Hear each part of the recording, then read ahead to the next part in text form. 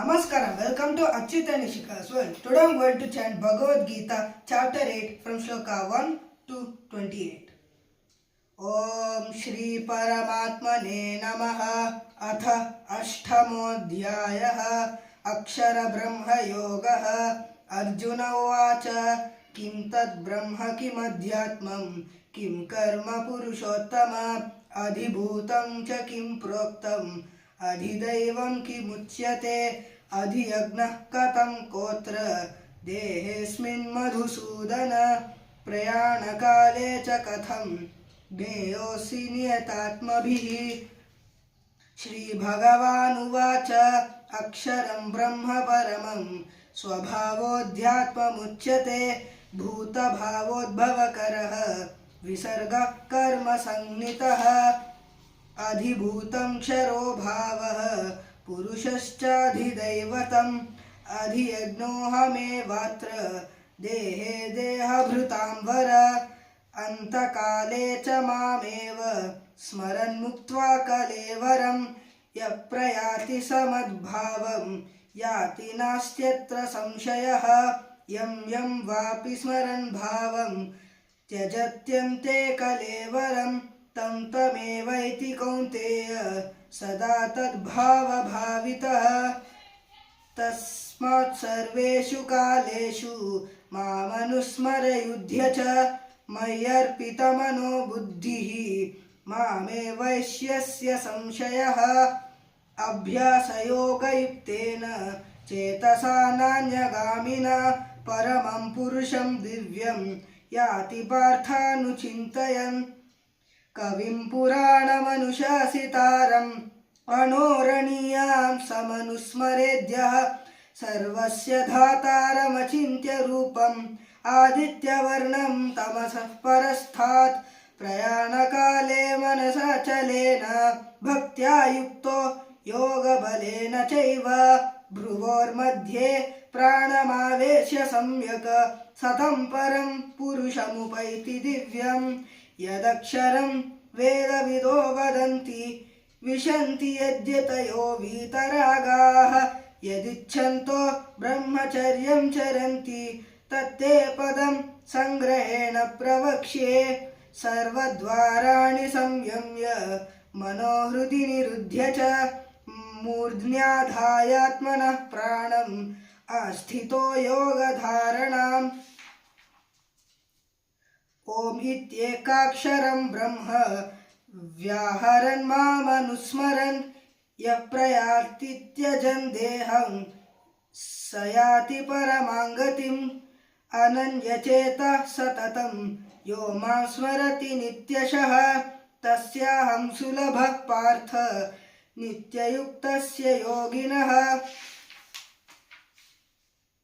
मामुपेत्य पुनर्जन्म दुःखालयमशाश्वतं नाप्नुवन्ति महात्मानः संसिद्धिं परमां गताः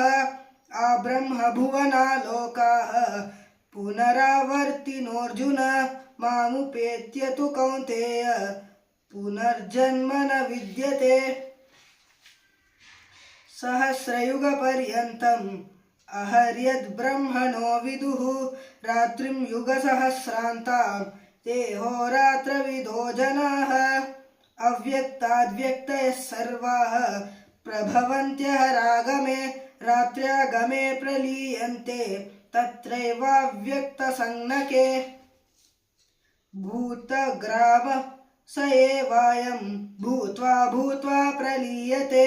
रात्र्यागमे वशः पार्थ प्रभवत्यः रागमे परस्तस्मात्तु भावोऽन्यो व्यक्तो व्यक्तात् सनातनः यः सर्वेषु भूतेषु नश्यत्सु न विनश्यति अव्यक्तोऽक्षर इत्युक्तः तमाहुः परमां गतिम् यं प्राप्य न निवर्तन्ते तद्धाम परमं मम पुरुषः स परः पार्थ भक्त्या लभ्यस्त्वनन्यया यस्यान्तःस्थानि भूतानि येन सर्वमिदं ततम् यत्र काले तत्त्वनावृत्तिम् आवृत्तिं चैव योगिनः प्रयाति माता यान्ति तं कालं वक्ष्यामि भरतर्षभ अग्निर्ज्योतिरः शुक्लः षण्मासा उत्तरायणं तत्र प्रयाता गच्छन्ति